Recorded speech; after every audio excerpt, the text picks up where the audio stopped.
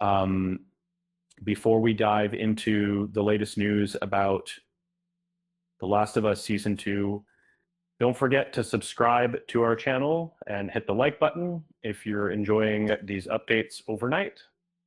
So, as a longtime fan of post-apocalyptic stories, I'm excited to see how the second season of HBO's The Last of Us will um, unfold.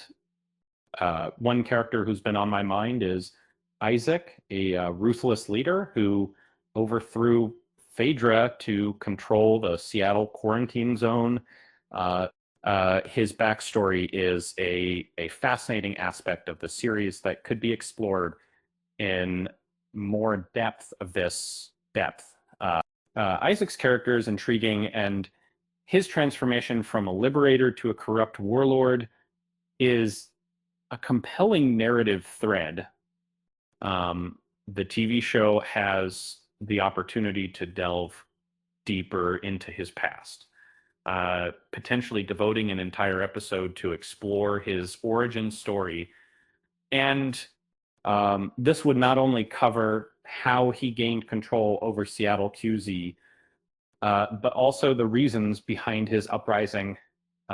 Uh, Craig Mazin and Neil Druckmann have wisely chosen to cast Isaac's original video game voice actor for his role in the HBO series, delivering a compelling performance in limited scenes from The Last of Us Part Two, and a Part Two in my mind that made the TV show offers an opportunity to delve deeper into this character, potentially devoting an entire episode to explore Isaac's backstory.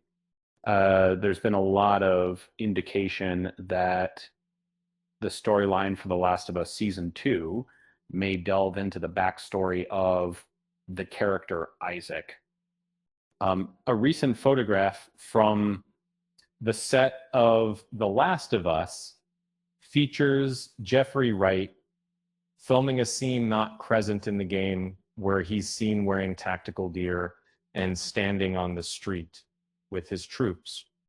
This single image seems to suggest that the television series will expand upon the character of Isaac beyond what's depicted in the game.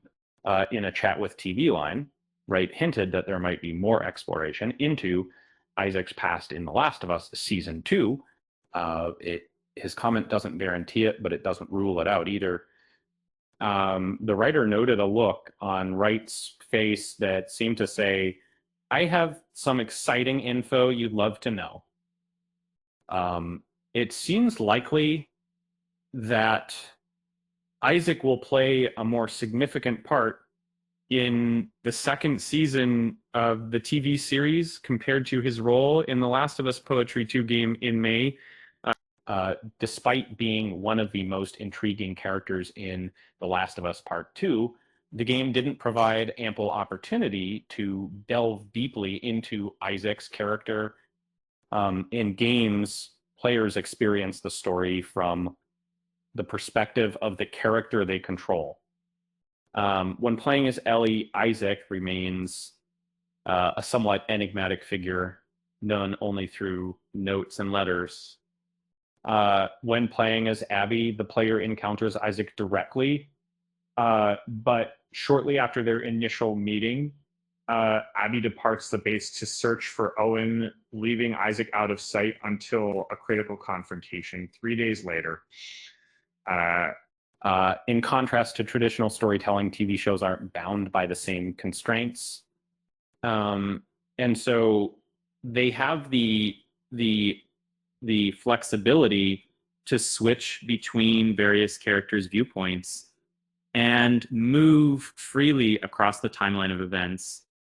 For instance, The Last of Us Season 1 started with a variety of cold opens, such as a scientist in Indonesia witnessing the cordyceps outbreak and Ellie's mother giving birth to her after infection. In this light, Season 2 could use this format to delve deeper into Isaac's character, uh, offering insights from his perspective that may make him appear more sympathetic than he does in part two.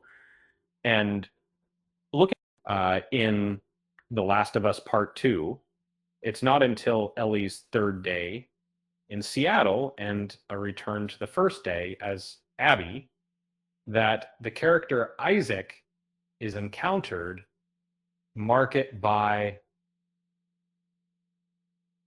However, Isaac's influence is felt throughout the game well before this point. When Ellie and Dina initially enter Seattle, they discover that a significant part of the quarantine zone's downtown area is deserted. As they delve deeper into their exploration, they come across signs of a fierce rebellion against Phaedra, led by the enigmatic group there pursuing the Washington Liberation Front. Exploring Seattle as Ellie, you'll come across numerous messages, correspondence, and government records referencing Isaac. He mobilized many individuals' discontent with Phaedra's tyranny, who violently seized control of the QZ. Ellie and Dina encounter a WLF hideout preparing for an ambush on a Fedra convoy. Remnants of this convoy can be found post-attack, and scattered around the city are the remains of Phaedra soldiers executed by Isaac. While The Last of Us Part 2 didn't delve into Isaac's past, there's ample background information available for the second season of the HBO series to explore Red Super C. Just as season 1 fleshed out Ellie's mother's relationship with Marlene based on game hints, season 2 could develop Isaac's history by exploring the hints about him found in letters, battle plans, and corpses scattered throughout Seattle in part 2. In The Last of Us season 2, Isaac's backstory could further enhance the central theme of Ellie and Abby's narrative. This is because, much like Bill and Frank's romance in season 1, it would not only provide an engaging standalone aspect, but also serve a thematic purpose, reinforcing their overarching message about the sacrifices individuals make for their loved ones. The narrative in The Last of Us Part 2 primarily explores the perpetual loop of vengeance and violence, as depicted by the storylines of characters Ellie and Abby. When Joel kills Abby's father, it sets off a chain reaction. Abby seeks revenge against Joel, which eventually leads Ellie to pursue Abby, resulting in the deaths of many Smokes of her companions. Recently, in the wealth purpose of the bowl of the people. And the underlying theme is that the retribution brings no resolution, only more conflict. Isaac's struggle against Phaedra, and later the Seraphites, mirrors this on a larger scale. In that sense, Isaac's origin story would complement Ellie and Abby's story in The Last of Us Season 2 by providing a more macro exploration of the endless cycle of violence. It's a reminder that no matter how noble our intentions, the consequences of our actions can be devastating. And that's a wrap. With that said, thanks for watching, and until next time,